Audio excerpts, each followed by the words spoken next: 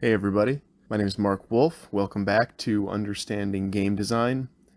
It's been a while, so some of this is going to be a refresher, but today's topic is focusing in on game value.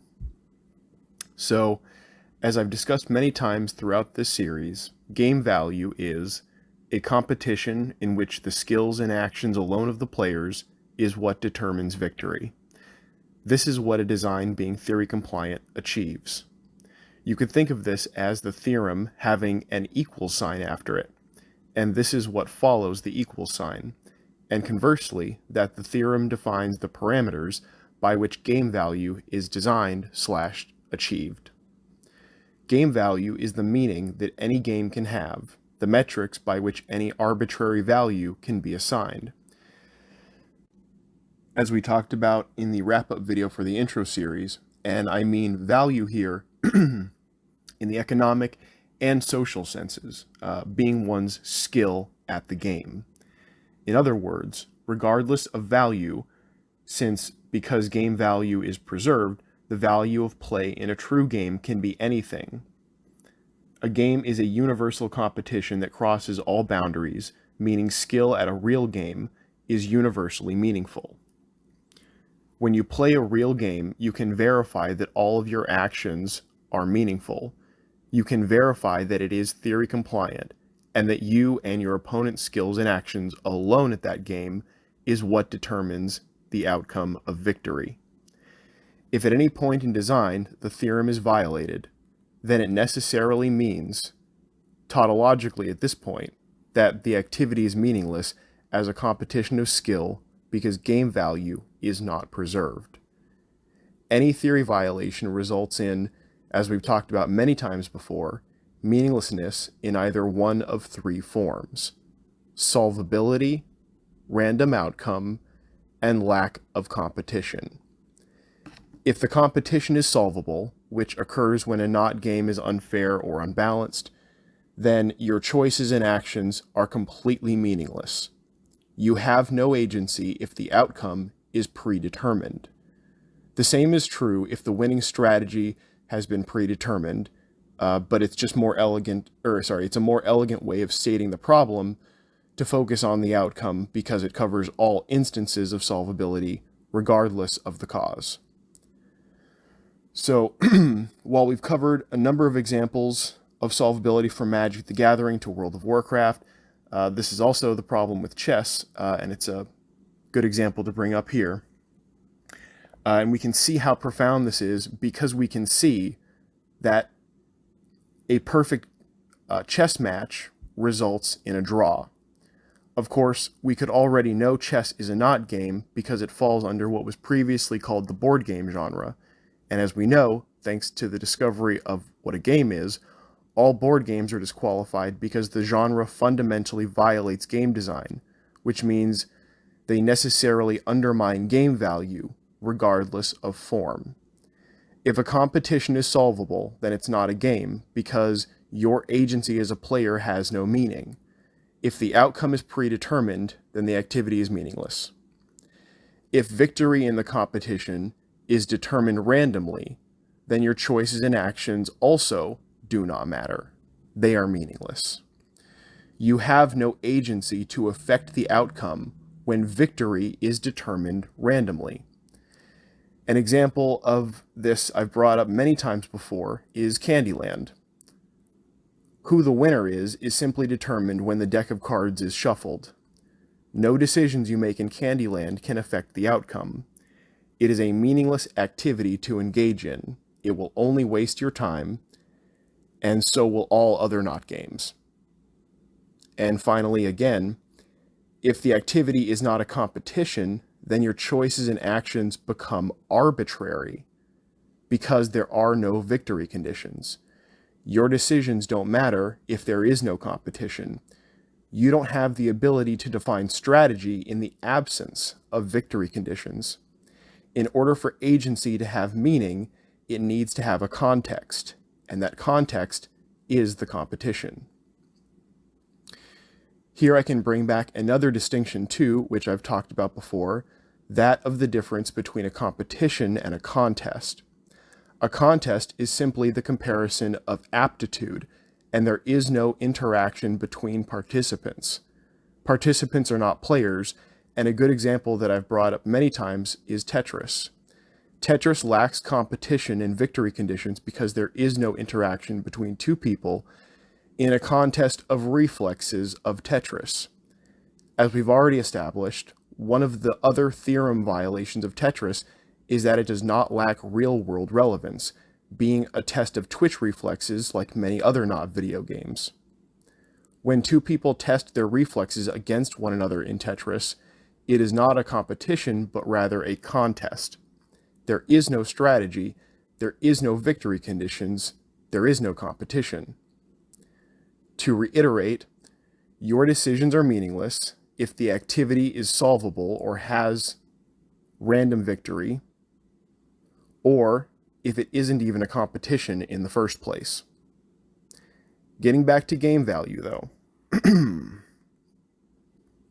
Game value is also what separates and defines games apart from other competitions and non-competition activities, for example, sports, pay-to-win scams, or playing with toys and how the toy is designed to facilitate that activity even if it isn't a competition. This means one can define or perhaps infer the definition of other competitions by examining how they undermine game value, i.e., examining how they are not a game by seeing how they violate the grand unified theory of game design. As an example, we can see that sports violate lacking real-world relevance as a primary separation from games, and that sports are defined primarily by the nature of that violation. In a sport, you are competing within a physically bounded meta. If you are physically bad at the sport, then there is no comprehension of the rules or formation of strategy that will compensate for that shortcoming, and you will find yourself unviable for play, something that can never happen in a real game, all things being equal. A competition which qualifies as a game fully preserves game value. The skills and actions alone of the players is what determines victory. Conversely, any design, whether competition or not, which violates formal game theory, perhaps first by not being a competition, necessarily undermines game value. This confirms the agency of participants in a not game is meaningless. If an activity does not meet the definition of a game, then necessarily it is not a competition in which the skills and actions alone of the players is what determines victory. Being a theory-compliant design is the only thing which qualifies a design as a game. To conclude, we know what game value is, we know how to define it, and we know how to define a game.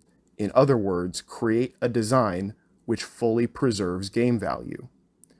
Real games cross all boundaries for all people everywhere. It is a universal concept. As I stated in the previous wrap-up video, this discovery shows that games are an emergent property of consciousness, independent of humanity or even this discovery. The ability to have a competition in which the value can be completely arbitrary from 0 to infinity, regardless of who is playing, because game value is fully preserved, has meaning in and of itself as a competition of skill. Because of this, this is also the first opportunity humanity has had to make the first collectible game pieces. Never before have we had a genuine collectible game piece. We have things people think are collectible game pieces, and until the market realizes we don't, it's a bubble yet popped. But make no mistake, it will pop. That is inevitable. This discovery is a universal truth, so whether sooner or later, that particular bubble bursting is inevitable. Especially when a real game is always going to be more fun than a not game in which your decisions never matter. If something is a game, it is guaranteed to be more fun than any not game, because it is also guaranteed that your skills and actions alone are what determine whether or not you are victorious, that your agency has meaning, and necessarily in the face of theory violations which make decisions meaningless. As stated in the last wrap-up video too, this is also the first time we've been able to have genuine skill-based tournaments. Tournaments in which the skills and actions alone of the players is what determines victory. I know poker, chess, and every other tournament scene might be a little butthurt about this, but real games are not solvable. Victory is not random, and victory isn't arbitrary, like in a beauty pageant, which I guess we can now call a contest.